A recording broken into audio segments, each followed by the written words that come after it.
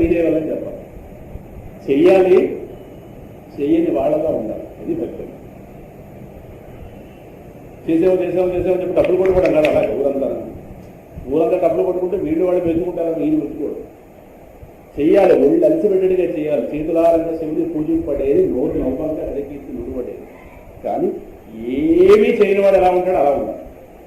వెనకాల నిలబడాలి అందరికంటే. భక్తులు అయిన వాళ్ళందరూ లైన్లో నిలబడండి, ఎవరు ముందుకు వెళ్ళకూడదు అక్కడ. సార్ నేను ఎవరు అంటే వాళ్ళు లాస్ట్ ఉంటారు. మీ భక్తుల్లో ఉత్తమ భక్తులు ఎవరో ముందుకు రండి. మేం కాదండి నువ్వు వెళ్ళరా అంటే నేను కాదు, నువ్వు వెళ్ళరా నేను కాదండి అలా చెప్పాలండి.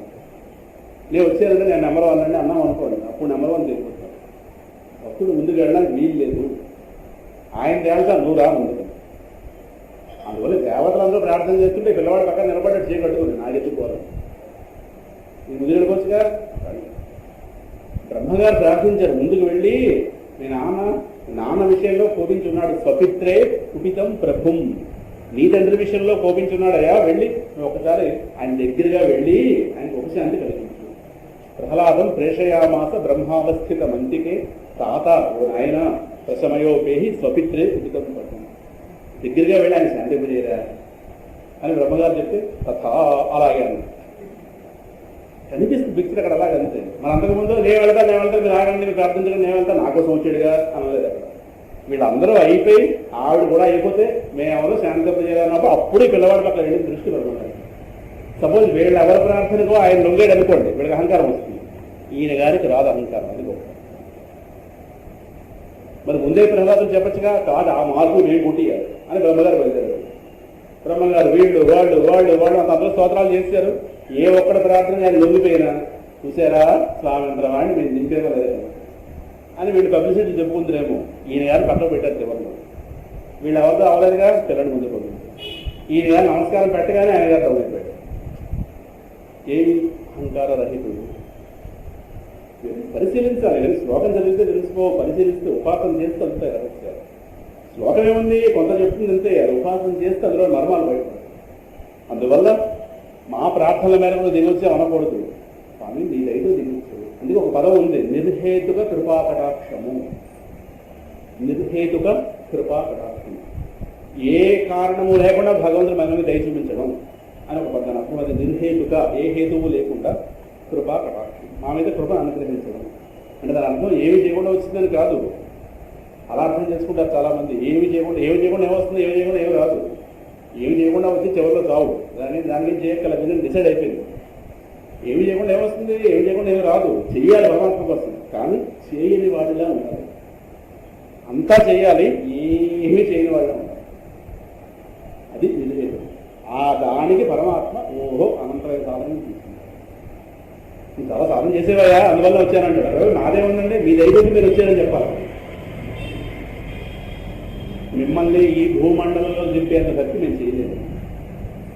అదే కాదు, నీ ప్రార్థన కోసమే వచ్చాను, నీ ప్రార్థన మీద వచ్చానంటాడేమో ఆయన. మన అహంకారం కష్టం. ఏదో నాకు లేని వైభవం తేడానికి ఆ మాట అంటున్నావు, కానీ నాకు అంత వైభవం ఎప్పుడుందంటావు అని తిరిగేసి మనం అనాలి. అలా మాట్లాడాలి. అక్కడ వెలువెంగళపల్లో ఉండకూడదు. పరమాత్మ ఉంది, ఎలా మాట్లాడాలి కూడా ట్రైనింగ్ ఇస్తాం కావాలి. ప్రహ్లాదులు అంటాడు కదా, నువ్వు నీ భక్తుల్లో ఉన్న నీ భక్తుడి యొక్క మానసిక స్థితిని నువ్వు టెస్ట్ చేయడానికి ఈ వరాలు చూపిస్తున్నావు, కానీ వరాలు ఆశ చూపిస్తున్నావు, కానీ అంతకన్నా కాకపోతే ఇది చూపిస్తావు ఇలాగా ఆశ. దేనికి? నీ భక్తుడు వైభవాన్ని చూపించాలి, అంతేనా? అందుకని నీ భక్తుడు కోరికలు అవసరం లేదు. నీకు తెలియదా? నీకు తెలియని విషయం నువ్వు ఎందుకు చేస్తావు అలాగా? నా విషయంలో నా మనసుని టెస్ట్ చేయడానికి నాకు తెలిసిపోయింది లేదన్నా. చూడండి, ఆ సంవాదం చూడండి. స్వామి ప్రహ్లాదుడు ఎన్ని రహస్యాలు బయటపెట్టాడు మహానుభావుడు. అందువల్ల నీ అనుగ్రహంతో దిగి వస్తామని చెప్పాలి, కానీ నిన్ను దింపేంత భక్తి ఎవరూ చెయ్యలేరు. సరేనా? అది నిర్హేతు కృపాకటాక్షం పదాలు జాగ్రత్త ఎలా అన్వయించుకోవాలి. అదొక చాలా తేడాగా అర్థం చేసుకుని ఏం చేయకుండా అన్నీ వచ్చేస్తే ఏం చేయకుండానే వస్తుంది. ఏం చేస్తే వంట ఎవరు ఇప్పుడు పూలు భరిస్తే ఇలా పరచబడ్డాయా, దానంతా అలా వచ్చాయా? చేస్తే నువ్వు దేవుడు ఏమొస్తుంది? ఏమైనా చెయ్యాలి. చేయడం కోసమే ఈ కర్మేంద్రియాలు జ్ఞానేంద్రియాలు ఉన్నాయి. కూర్చుని తినడానికి కాదు, అవి దానికోసం ఎలాగో ఉన్నాయి వేరేస్తుంది. కనుక నువ్వు జన్మాది వికారాలు లేని వాడివి అయితే నువ్వు అవతరించడానికి కారణం లీలా వినోదమే. లీల అంతే. నువ్వు సంకల్పం చేస్తావు. లీల అంటే అవలీలగా తెచ్చుకుంది. ఏ కష్టం ఉండదు. ఒక్కసారి అనుకుంటావు దిగుతుంది. ఒకసారి నీ భక్తులు కనిపించడానికి, నీ భక్తులు చూసుకోవడానికి, వాళ్ళతో ఏదో ఆడుకోవడానికి, ఒక వినోదం కోసం ఒక లేరగా దిగి వస్తావు. కానీ దానికి వేరే కారణం ఊహించలేదు. ఏదో పని పెట్టుకుని నువ్వు లోకంలోకి వచ్చామన్నా ఏ కారణం చెప్పలేమయ్యా. నువ్వు చేసే దానికి ఎక్కడైనా చెప్పగలం. నీకేదో ప్రయోజనం వల్ల కోరిక నువ్వు లోకంలో దేహం ధరించమనడానికి లేదు. అదేంటి మరి భక్తుల కోరికలు తీర్చడానికి వచ్చాడు కదా. భక్తుల కోరికలు తీరితే, భక్తుడు ఆనందిస్తుంటే ఆ ఆనందం చూసి ఆనందించడం నీకు ఆనందం. ఇది వైష్ణవ సంప్రదాయంలో చెప్తారు. నీకంటూ వేరే ఆనందం లేదు. నీ పరమభక్తుడైన వాడు ఆనందిస్తుంటే, నిన్ను ఒక రూపంగా చూసి నేను ఆరాధించుకుంటూ ఆనందిస్తుంటే, వాడి ఆనందం చూసి నువ్వు ఆనందిస్తావే, అదే నీకు ఆనందం. నీ భక్తుడి ఆనందమే నీ ఆనందంగా, నీకంటూ వేరే ఆనందం, నువ్వే ఆనందం, నీ ఆనందం. సరేనా? అందువల్ల వేరే కారణం. ఇప్పుడు మనమైనా డ్రెస్సెస్ వెళ్ళామని రోడ్డు మీద సామాన్యంగా వెళితే కూరలకు వెళ్ళామని అర్థం, తిప్పాలకు వెళ్తే పెళ్లికి వెళ్ళామని అర్థం. అంటే మన డ్రెస్సులు మార్చామంటే దాని అర్థం ఏంటి? ఏదో ఉందా అక్కడ, ఏదో పడుందా లేదా, ఏదో కారణం ఉంది కాబట్టి డ్రెస్సులు మార్చుకొని వెళుతున్నాం బయట. ఆ డ్రెస్సుల్లో ఒక డిఫరెన్స్ చూపిస్తున్నాం. అలాగే ఆయన గారు ఒక దేహం ధరించుకొచ్చాడు అనగానే ఆయన ఏదో ఈ లోకంలో పొందవలసింది ఏదో ఉంది, ఏదో ఉంది, ఏదో ఈ లోకంలో నీకు తెలియదే ఉంది. నువ్వు పెట్టిందే లోకంలో ఉంది. ఏదైనా సరే నువ్వు పెట్టండి లోకంలో వచ్చే అవకాశం ఉంది. నువ్వు రాసిపోవడానికి ఏముంది లోకంలో? ఏముంది వాసి లోకంలో? ఏముంది లోకంలో నుంచి వాసిపోవడం? నువ్వు పెట్టిన పంచభూతాలు నువ్వు తయారు చేసిన వస్తువు. అదే గోపికల విషయం ఆయన అంటాడు, ఏమిట్రా మన్మధుడా, నువ్వు నన్ను పెడదారి పట్టించడానికి చూస్తున్నావు. ఏమిటి ఆ దేహాలు చూస్తే మోహపడిపోతానని? ఆ దేహాల్లో నాకు తెలియదు ఏముంది రా. నేను ఎవరిని సర్వవ్యాపి, నాకు తెలియదు ఏముంది. నాకు తెలియదంటూ ఉంటే, నాకంటూ లేనిదంటూ ఉంటే అది చూసి నేను మోహపడాలేము. నేను లేని భాగం ఎక్కడ ఉంది? సమస్తం లేని. అటువంటి నేను ఒక దేహంగా కనిపించగానే నన్ను ఐదు నా మీద నీకున్న 5 బాణాలు వేసి నన్ను కూడా మా దారి మళ్ళిద్దాం అనుకుంటున్నావా? అంటే అలా మళ్ళీపోతాం అనుకున్నావా? సరే నీ ప్రయత్నం నుంచి దానికి ఏముంది అన్న. ఈయన బాణాలు వేసాడు. పరమాత్మ నిర్మిస్తున్నాను. అప్పుడు వచ్చి సరెండర్ అవుతాడు. నేను ఎలాగో ఓడించలేను కాబట్టి నిన్ను కొడుకుగా సేవించుకుంటాను. నీ కొడుకుగా పుట్టే అవకాశం ఇస్తావా అని. పుట్టు కావాలి. రుక్మిణి దేవి పుట్టాడు ప్రద్యుమ్నుడు, వాడే మన్మథుడు. సరేనా? నువ్వెక్కడ కదిలించగలవు స్థానంలో? నేనంటూ లోకంలో పెట్టినవాడిని నేను, కోరిక అనగానే పెట్టినవాడిని నేను. నువ్వు నాన్న ఎక్కడ చూపిస్తావు కోరికలు? నేను నాన్న ఎక్కడ కదిలించగలవు? సరేనా?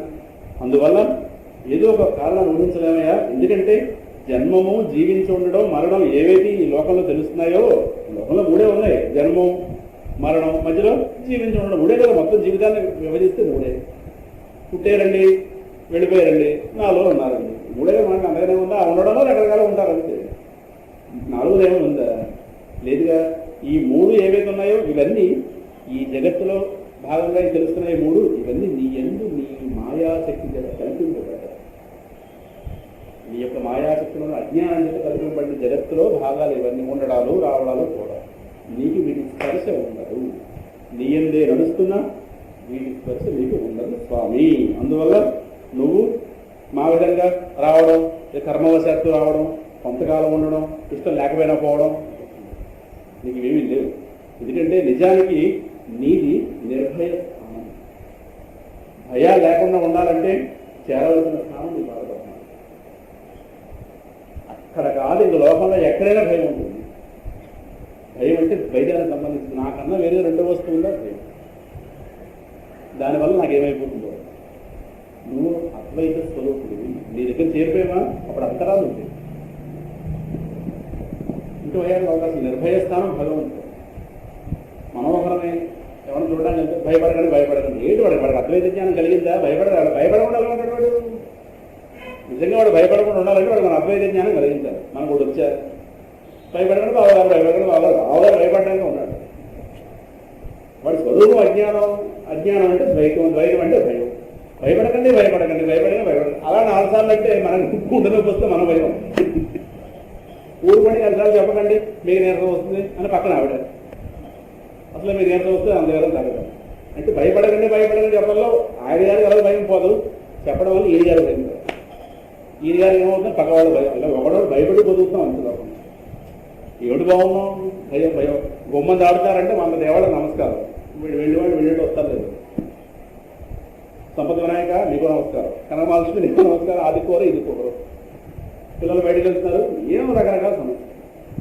దిక్కుమాల బుద్ధి ఎప్పుడు మారిపోతుంది. దాని పేరు బాగానే ఉంది, ఋషితీశ్వరి. ఏమైంది? లేకుండా పోయింది. ఇంకా చివరి మనం ఏమి డైరీలోనో ఎంక్వైరీ మిగిలేదు. ఎవరు ఆపగలిగాం? పేర్లు బాగానే పెట్టాం, ఋషి అని. ఋషి అయిపోయింది లోపం. లోపల సమస్యలు సమస్యలు సమస్యలు సమస్యలు భయపడుతూ బ్రతకాలి. దేనికి? ఓయ్ సంసారం దాడతాం సరేనా? ఈలోపు భయాలు భయాలు భయాలు భయాలు. బాగుంటే భయం, ఎదురు బాగు ఎంతకాలం ఉంటుందో తెలియదు. బాగున్నాం కరెక్ట్గా, ఎంతకాలం ఉంటుంది బాగు? ఇద్దరు బాగులేని వాడు 3 మంది కనిపిస్తున్నారు. వాళ్ళని చూడగానే నా బాగు నా మీద కుసింగా మారిపోతుంది. ఉన్నాను కానీ ఎప్పుడు ఉంటాను తెలియదు, ఎప్పుడు ఏమైపోతుంది. అందువల్ల బాగున్నాడు 10 నమస్కారాలు పెడితే బాగున్నాడు 5 నమస్కారాలు పెడతాడు. ఎందుకంటే వాడు బాగుండాలండి, వీడు ఆ బాగు నిలబడాలని ప్రతివాడు నాకు భయాలతో పొందుతున్నాడు. నిర్భయ స్థానం నువ్వే నువ్వే నువ్వే. ఎక్కడైతే ద్వైతం లేదో, ద్వైతం లేని స్థితి అభయ స్థితి. బృహదారణ్యకోపనిషత్తులో వస్తుంది ఒక మాట, జ్ఞాపకం. మొత్తం సరే, ఇవన్నీ నిర్భయ స్థానం. నిజానికి నువ్వే నిర్భయ స్థానం. అభయానికి ఆశ్రయమైన వాడు నువ్వే. ఒక కారణం ఆశ్రయం ఇచ్చేవా? రామావతారంలో స్పష్టంగా తెలుస్తుందిగా, సహృదేవ ప్రపన్నాయ తవాస్మీతి యాచతే అభయం సర్వభూతేభ్య. నన్ను ఆశ్రయించిన వాడు, ఒక్కసారి శరణ అన్నవాడు, వాడు ఎవడైనా ఏ ప్రాణైనా పర్వాలేదు, మనిషి అవక్కలేదు, పశువు పక్షి ఎవడైనా సరే, సర్వభూతేభ్య. ఎవడొచ్చి నన్ను ఆశ్రయించినా వాడికి సమస్త ప్రాణి కోట్ల బారి నుండి రక్షణ ఇచ్చి తీరుతాను. శ్రీరామ రక్ష సర్వజగత్ రక్ష అంటే అది నా వ్రతం, వేద వ్రతం మమ. విభీషణ శరణాగతి సమయంలో రాముడు అన్నమాట.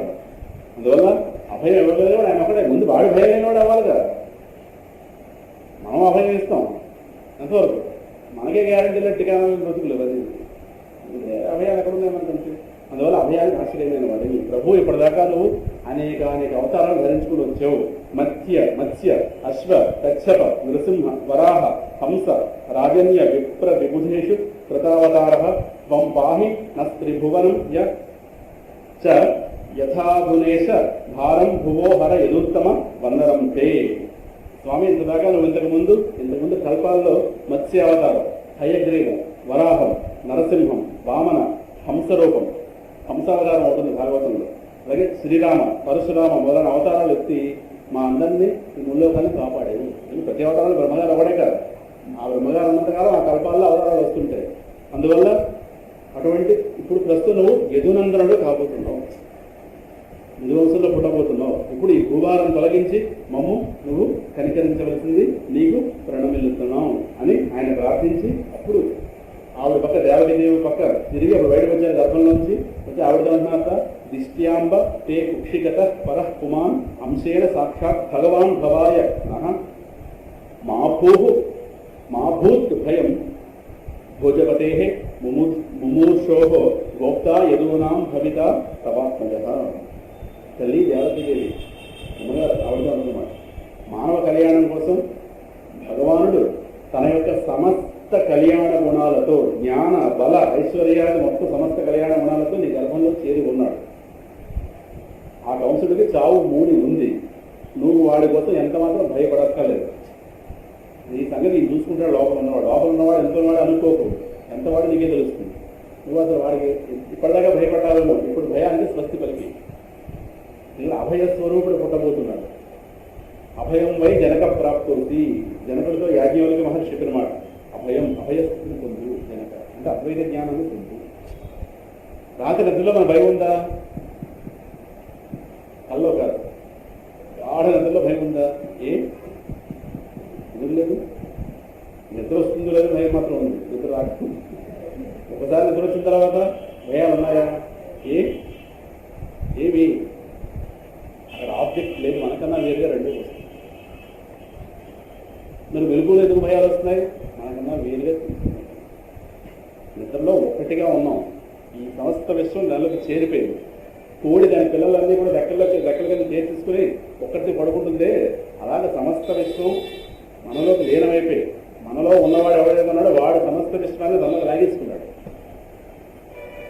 ఇప్పుడు ఒకటిగా ఉన్నాం భయాలు. ఏ భయం లేదు, ఎందుకంటే దేహం కోరలేదు. దేహమే సమస్త భయాలకి నిలయం. భయం పుట్టడానికి కారణం దేహం. ఎందుకంటే దీని భద్రత లేదు. దీని భద్రత ఎప్పుడైనా ఎగిరిపోతుంది. కనుక నేను భద్రత కోసం గోల భద్రత ఎగిరిపోయే అవకాశం ఉంది కనుక దీని గురించి భయపడుతుంటాం. ఇది భద్రంగా ఉండాలి. భద్రంగా ఉన్నది కానీ భద్రంగా ఉండాలని కోరుకోవడమే మన భద్రత. కర్మ కాలిపోతే దీనికి భద్రత ఎక్కడ ఉంది? దీనికి ఇది భద్రంగా ఉండాలంటే ఎలా ఉంటుంది? మన స్వరూపం భద్రత. ప్రహ్లాద భద్ర భద్రంతే అన్నాడు స్వామి. ఓ భద్రస్వరూప ప్రహ్లాద, నీ భద్రం రాదు. నీ పేరు తెలుసుకున్నవాడు భద్రం వస్తుంది. భద్రం అంటే మంగళకరం, మంగళ స్వరూపుడు నువ్వు, అటువంటి నీకు మంగళం.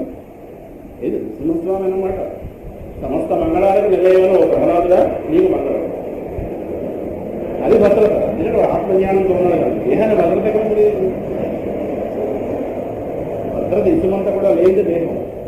అది ఈ మాత్రం భద్రంగా ఉంటున్నామంటే అది గుర్తించి భక్తి పెంచుకోవాలి. కానీ ఇలా ఎక్కడికి భద్రంగా ఉండాలంటే కుదరదు. ఎన్నో రోజులు వెళ్ళిపోతుంది. భద్రంగా ఉన్న వెళ్ళిపోతుంది, భద్రంగా లేకపోయినా వెళ్ళిపోతుంది. ఎందుకంటే మరణం అనేది భద్రంగా వస్తుంది. వచ్చి భద్రంగా పడేది. ఇప్పుడు భక్తి అనేది జీర్ణమా లోపలికి దిగమింగడం కష్టమే కానీ దిగమింగ తర్వాత తేలికైపోతుంది. అందువల్ల నువ్వు మాత్రం ఏమాత్రం భయపడవలదు. ఎందుకంటే నీ కుమారుడు యదువంశానికి రక్షకుడు అవుతాడు. అభయమై జనక ప్రాప్తి, మీకు అభయస్థితి కలుగుతాడు. అంటే అద్వైతం లేని స్థితి. అంతటా నాతో కలుపుకునే సమస్తమందంతటా ఒకే వస్తువు గోచరించే స్థితి. ఆ సమయంలో అక్కడ రక్ష, అక్కడ ఇబ్బంది పెట్టేవాడు, ఇబ్బంది పెట్టబడేది, ఇబ్బంది అని ఈ త్రిపుడి ఉండదు. ఉన్నది ఒకటే వస్తువు, ఒకటే వస్తువు, ఒకటే వస్తువు, ఒకటే. ఆ వస్తువుకి ఎటువంటి, దాని యొక్క భద్రతకి ఎటువంటి లోపం లేదు. కారణం అదే, అది దానికి ఎవడో అభద్రం అనబడుతుంది. ఇప్పుడు దేహం కంటే వేరుగా అనేక ఉన్నాయి కనుక వాటి వల్ల అభద్రత. అందువల్ల జ్వరాలు వస్తున్నాయని జాగ్రత్తించుకోండి, ఇంజక్షన్లు పొడిపించుకోండి, మందులు వాడండి, ఇంటికి వచ్చి మందులు ఇస్తున్నారు. ఎందుకంటే దేహానికి అపకారం కలిగించే బోర్డు ఉన్నాయి. మన స్వరూపమైన ఆత్మకి అపకారం కలిగించే వస్తువు వేరే లేదు. అది అర్థం కాదు. మనదే ఆత్మ రెండు వస్తువులు కలిగింది. ఆత్మ దోమ పుట్టిందండి, ఆత్మ లేకుండా ఆత్మను కూడా దోమ ఏక వేరు ఉండవు. అవి కూడా ఆత్మలో కావాలి. అందువల్ల ఆత్మకు జ్వరం వచ్చింది, ఆత్మకు బీపీ పెరిగిపోయింది. దేహం సైకాలజీ ఇదంతా దేహం స్టాండ్ పాయింట్లో మాట్లాడవన్నీ. ఆత్మ సొగరు ఆత్మ సొగరు ఏమి ఉండవు. అదే ఆత్మ. తాను ఆత్మని జ్ఞానం పొందిన వాడికి ఈ సమస్యలు ఉంటాయి. ఈ దేహమా అది ఎలా ఉండాలో అలా ఉంటుంది. అది మనం కాదుగా, మనం కాదు దాని వల్ల. అందువల్ల దేహాన్ని దాని మహర్షి చెప్పిన మాట, దేహాన్ని దాని ప్రారంభాన్ని విడిచిపెట్టండి. ఇది ఎంత గొప్ప మాట అన్నాడో మహానుభావుడు. ఏమిటి మహర్షి అంటే సూత్రాల్లో ఉంటాయి మాటలు. ఎంత మాట తవ్వితే తవ్వితే తవ్వితే నిధులు దేహాన్ని దాని ప్రారంభాన్ని విడిచిపెట్టండి. అంటే ఒక ప్రారంభం ఉంటే దేహాన్ని నడుపుతోంది, దాని గోల అది చూసుకుంటుంది. నీకేలా నువ్వు వాడి గోల పట్టించు. నీకు వాడి గోల, దీని గోల ప్రారంభం ఉంటుందిగా, దాని ఫలంగా వచ్చింది. ఏమైపోతుందో ఏమైపోతుందో ఏమంటే దానిలో ఏదైనా అవ్వాల్సి ఉంటే అవుతుంది అంతే. అవ్వబోయితే నాపీగలమా? ప్రారంభాన్ని ఎదురు వెళ్ళలేము ఎవరు. ప్రారంభం అతి బలీయం. ప్రారంభం మహాత్ములనే కూర్చోబెట్టిస్తుంది రోగాలు. సరేనా? అందువల్ల ప్రారంభం ఫలంగా ఇది వచ్చింది కనుక దాని పద్ధతిలో వెళుతుంది. ప్రారంభాయ సమర్పితం స్వవపు గురు నిత్యేష మనీషా మమ. శంకరాచార్య మనీషా పంచుకున్నాం. బ్రహ్మజ్ఞానం అయిన వాడు ఆ దేహంలో రమిస్తుంటాడు లోపల ఆత్మగా. మరి దేహం సంగతి ఏమిటి చేస్తాడండి? ప్రారంభం సమర్పించి. ప్రారంభమా నువ్వు నడుపుకోలేదు. మరి ఎంతకాలం ఏమిటి చేసావు? అది నేను అనుకుని ఆ ప్రారంభంలో తలదొచ్చడం ప్రారంభించాను. ఇలా ఉంటే బాగుండేమో, అలా ఉంటే బాగుండేమో, ఇలా ఉంటే బాగుండేమో. ఇలా ఉంటే అలా ఉంటే అనుకుంటే కదా, అలా ఉండాలి అలాగే ఉంటుంది. కానీ నేను ఒకటి కర్తృత్వ భావంతో, ఈ దేహమే ఏదైనా భావంతో ఇలా ఉంటే బాగుండు, అలా ఉంటే బాగుండు, అలా ఉంటే నా ఇష్టాయిష్టాలు ప్రదర్శించడం ప్రారంభించాను. ఇప్పుడు నాకు అర్థమైపోయింది దాని గోల వేరు, నా గోల. నేను ఆత్మగా రమిస్తాను, ఆ దేహాన్ని ప్రారంభం చూసుకున్నాను. చూసారా, పిల్లలు లేని వాడు మన పిల్లలు ఎక్కువైపోతే ఒక దానం చేస్తాం, అలా దేహాన్ని ప్రారంభం దానం చేస్తాం. సార్ గొడవ తెలిసిపోయింది. వీళ్ళ నలుగురు పిల్లలు వాళ్ళకి లేరు, అన్నదమ్ములు వాళ్ళిద్దరు. అన్నయ్య ఒకటి ఇచ్చిరంటే మూడో వాడు ఇచ్చింది తీసుకున్నాడు.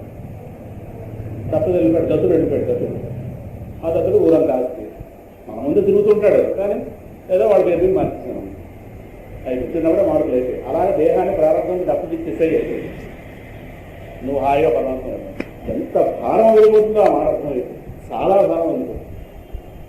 ఇప్పుడు మన దేహం గురించి 1,00,000 ఆలోచనలు ఆలోచిస్తామన్నాడు. ఆ మాట జీర్ణమైతే 10 ఆలోచనలు వచ్చేస్తాం. ఇన్ని ఆలోచనల భారం తగ్గిపోయింది. ఆలోచించి మనం ఉద్ధరించేది ఏమీ లేదు, జరగవలసింది జరుగుతుంది. మహర్షి చెప్పిన మాట అది. మన ఆలోచన వల్ల మనం అలిసిపోవాలంతే. ఆలోచన శక్తి ఆలోచనది కాదు, పరమాత్మ శక్తి మన ఆలోచనది కాదు. శక్తి కనుక మన ఆలోచనది అయితే మన యొక్క ప్రతి ఆలోచన శక్తి ఉండేది లేదుగా. మన ప్రతి ఆలోచన శక్తి ఉంటే మనమే ఇస్తుంటే ఆయన మొబైల్ ఇప్పుడు కూడా మన మొబైల్కి పోతాడు. ఆయన గారు ప్రతి స్తోత్రంలో ఫస్ట్ వాక్యం అదే, నువ్వు సత్య సంకల్పుడివి. ఫస్ట్ మాట ఏది స్తోత్రంలో? సత్యవ్రత, సత్య సంకల్పుడివి. అంటే నువ్వు చేసే ఏ ఆలోచన వృధా పోదు. సత్యవ్రతం, సత్యపరం, సత్యం, త్రిసత్యం. ఫస్ట్ మాట ఏది? నువ్వు సత్య సంకల్పుడివి. నీ సంకల్పానికి తిరిగే ఉండదు. నీ సంకల్పం కూడా శక్తి ఉంటుంది. ఇచ్ఛాశక్తి, జ్ఞానశక్తి, క్రియాశక్తి మూడు సమగ్రం నీ దగ్గర. మా దగ్గర అంత. నీ జ్ఞానం మనకు కలిగింది అనుకో, అంటే ప్రపంచం ఊరేగుతామని కాదు. మన నేనా అనుకుంటే ప్రపంచం ఎలా ఉంటుందని, అంటే మన సంకల్ప శక్తితో ప్రపంచాన్ని ఏదో ఇబ్బంది పెడతామని అనుకోకూడదు. జ్ఞానం అంటే అంతటి మనలో దర్శిస్తాం. శక్తులు పొందడం వేరు, జ్ఞానం పొందడం వేరు. చాలా లేదు అనుకుంటారు, నా సంకల్పాన్ని శక్తి వచ్చేస్తే నీ సంగతి చూడ ఏం చేస్తాను ఏమి. అది జ్ఞానం కాదు, అది పౌరుషం. అది పౌరుషం, ప్రతీకారం. నన్ను ఇబ్బంది పెడతావా, అది నాకు ఆత్మజ్ఞానం కలవలేదు సంగతి.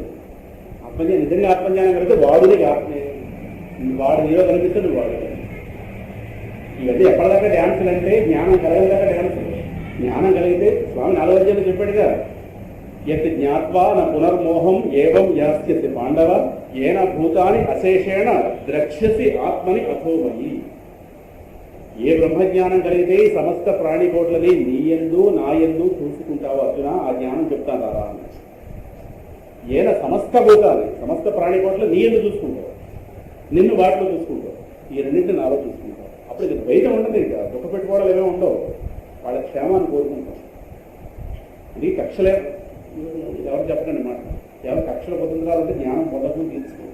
జ్ఞానం పొందే ఏమి ఉండవు, ఇంకేమి ముందే అదే జ్ఞానం పొందడం పక్కన పెట్టండి. ఫస్ట్ పొట్లాట్లు పొట్టించుకోవడానికి ఇవి అవి చిన్నప్పుడు ఇడ్లీ పెట్టారు, పూరి పెట్టలేదు, ఇవన్నీ ఒకసారి అలా పూజలు జ్ఞాపకం తెచ్చుకుని కాగితంగా రాసుకుని మర్చిపోతే మళ్ళీ మంది వరకు కక్షలు తీసుకుంటే ఏమన్నా ఆత్మజ్ఞానం వచ్చే అవకాశం ఉండదు. అదొకటి ఇవి కూడా చెప్తాను నేను.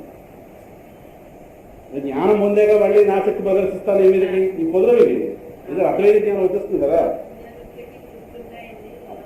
అప్పుడు అంతా అప్పుడు నవ్వుకుంటాం వీటన్నిటిని. ఇప్పుడు ఫలవరింత మాటలు ఉంటాయి, ఫలవరిస్తుంటారు నిద్రలో. ఆ ఫలవరింత మాటలు రాసుకుంటాము. వాడికి అర్థం పడతా ఉండదు, పిచ్చి మాటలు అవన్నీ అర్థం పడతలేని మాటలు ఏవో వస్తుంటే నోటండి. జ్వరంలో ఎలా ఉన్నారు ఫలవరింత వస్తుంటాయి, ఏమిటి చంపియాలందిరా అని వెంటనే వాడు కట్ చేతిలో ఇచ్చి నన్ను పొడి తెస్తావా కాదు. అక్కడ ఫలవరింత ఏదో వచ్చింది అలా అంతే, దాన్ని పట్టించుకోకూడదు కదా. తెల్లారేసి మన పెద్ద వీరంగం సృష్టించేసి అలా చేయకూడదు. అలాగా ఫలవరింత మాటలు ఎలా నవ్వుకుంటామో రేపు జ్ఞానం కలిగాక ఈరోజు మన చేష్టల గురించి నవ్వుకుంటాం. ఏమిటి నేను ఈ దేహం అనుకుని వాళ్ళని ఇబ్బంది పెడదాం అనుకున్నాను, ఏమిటి అక్కడ నేనే ఉన్నాను ఇక్కడ నేనే ఉన్నానే, ఇది ఆనాడు తెలుసుంటే అలా అనుకున్నామని కాదు అని నవ్వుకుంటాం. అలాగే స్వప్నంలోంచి బయటకు వచ్చి ఒకసారి స్వప్నాన్ని చూసి మనలోనే సముద్రం, మనలోనే కైలాసగిరి అని నవ్వుకోమా.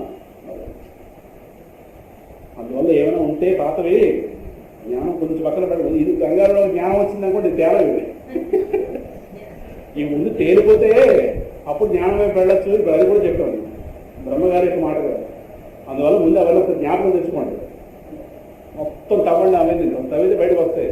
తీసుకుంటే అప్పుడు ఎలాగా సర్వం విష్ణువైతే అందులో గడిపోతాం సరేనా అని. మొత్తం మీద అమ్మ నీకు ఏమాత్రం భయం ఉండదు, అభయస్థితిలో చేర్చ మహానుభావుడు చెప్తూ అప్పుడు శుక్లవారం విన్నాక పరీక్ష మహారాజా ఈ విధంగా బ్రహ్మగారు శంకరుడు దేవతలు కూడా స్తోత్రం చేశారు అని చెప్పి చివరికి ఏమిటి తెలిసారంటే స్తోత్రం ద్వారా ఆ పరమేశ్వరుడు రూపం ఇట్టిది అని ఎవరో కూడా తేల్చలేకపోయారు.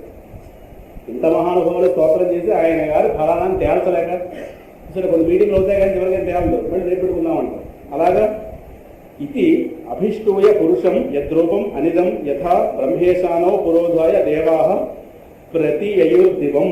ఆయన గారు రూపం ఇట్టిది అని ఎవరు నిశ్చితాభిప్రాయం చెప్పలేదు మహానుభావులు. ప్రతి ఒక్కరు కూడా వాళ్ళ బుద్ధి వచ్చినట్టుగా వాళ్ళు కాస్త ఆయన స్తోత్రం చేశారు. పిమ్మట వాళ్ళందరూ వాళ్ళ స్థానాలకు వెళ్ళిపోయారు. అప్పుడు ఏం జరిగిందో రేపు మహానుభావుడు పుట్టబోతున్నాడు. దాని ముందు కొన్ని రకాల చక్కటి వాతావరణ పరిస్థితులు ఇవన్నీ కూడా మంగళకరమైన పరిస్థితుల వాతావరణంలోకి వచ్చి వాటిని చెప్పబోయి రేపు స్వామిని పుట్టించారు. రేపు దేవకి జరిగి సిజేరియన్ ఎందుకంటే మనమేగా సృష్టించడం అంతే. కానీ విచిత్రం ఏంటంటే గర్భం మోస్తున్న భారం ఆవిడకి తెలియలేదు. ఉన్నవాడు పరమాత్మ భారాలు లేకుండా చేసేవాడు ఆవిడ ఉన్నప్పుడు తేలికగా ఉండగా అసలు ప్రసవం అయినట్టు ఆవిడ తెలియదు. ఏదో అలా పక్కన కనిపించాడు అంతే. ఇంకా గందరగోళం, కాళ్ళు పడుకోవడం, చేతులు పడుకోవడం, ఓహో ఆహో పెరుగులాట్లు, ఊరుకో ఊరుకో ఊరుకో వైరాగ్యాలు ఏమీ లేవు ఇంకా. నార్మల్. అయితే మనకు కావాలి కూడా మనం క్లియర్గా చెప్తున్నాం.